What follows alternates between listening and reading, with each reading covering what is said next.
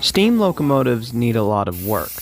Air compressors, fireboxes, side rods, even the brass needs a lot of work and attention in order to keep these beasts running. Usually this work is done in an engine shed or shop. But all the examples I've been giving you are for narrow gauge locomotives. What does a shop look like for an engine the size of 2926? Let me give you the Albuquerque locomotive repair shops and the rail yard. Being the biggest employer of all of Albuquerque, let's go inside and explore the beautiful past and present of this cool factory. So, Albuquerque shops, everybody. Look at that. I love walking around here. This is the transfer table. This table would transfer locomotives and cars, tenders into each bay here. They probably have it would either be running, the engine that they were transferring would I'm really cold, look at that.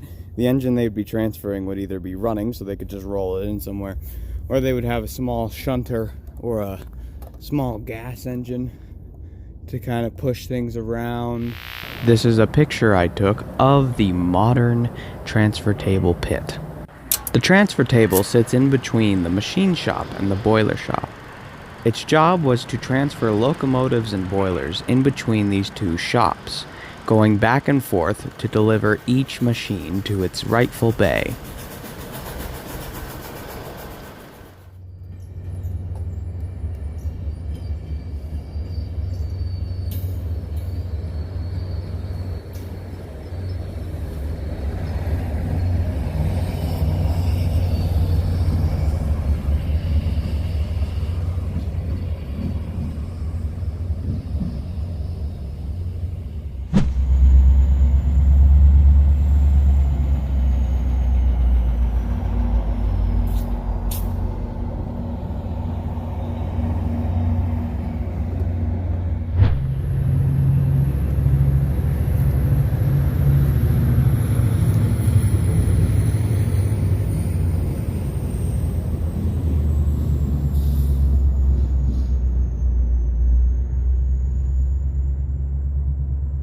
Thing holds up to my weight. That's a bit scary.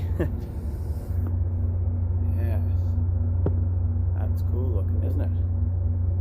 Yeah, this transfer table would have moved huge engines. I have pictures, but would have moved huge engines just down this huge scape of building.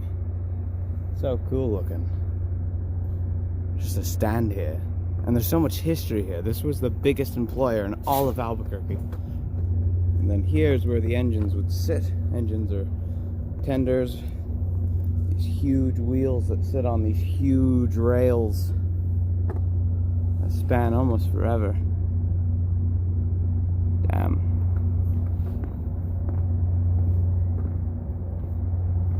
I'm not going to climb in because we really shouldn't. Guessing that's the handbrake? This thing right here? It's the handbrake probably?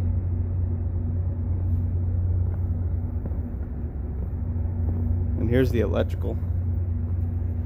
There is no electrical.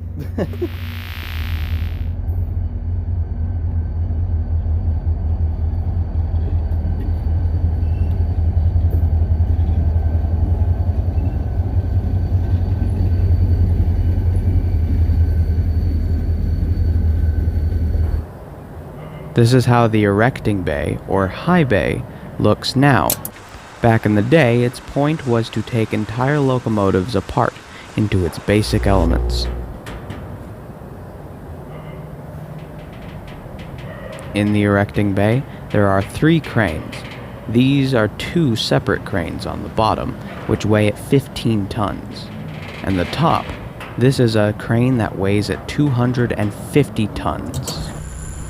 The 2 smaller cranes were tasked with picking up smaller things, like side rods, driving rods, or even air compressors. The 250-ton crane, however's job was to pick entire locomotives off of its axles. so the motion and wheel set can be worked on separately from the boiler and chassis. It's a lift, right? That's what that is? It's an old lift that's been run down over the years. That's a lift. It'll take you up to the second floor with parts, air compressors, things like that. Things heavy that you couldn't take up the stairs or the ladders. This is what the mid-bay, or otherwise known as the large machine bay, looks now. The mid-bay's job, unlike the erecting bay, is to take those wheels and side rods and to repair or replace them if needed. Many a pallet of brick. We could rebuild this entire floor. Last but not least, we have the low machine bay. The low machine bay's purpose is to mill and lathe smaller things, like valves, tubing, or even controls in the cab before they're put back on the engine. That'd be a good picture.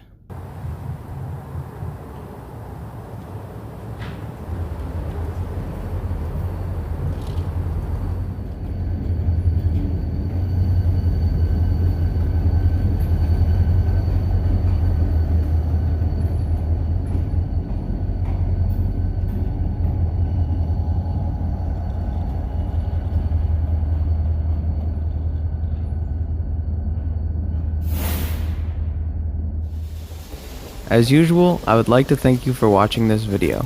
If you enjoyed, hit that like button and subscribe if you like. If you want to see the other side of the rail yard, go watch the turntable video on the NMSL and RHS YouTube channel. My name is Kinda Circle, and I'll see you next time.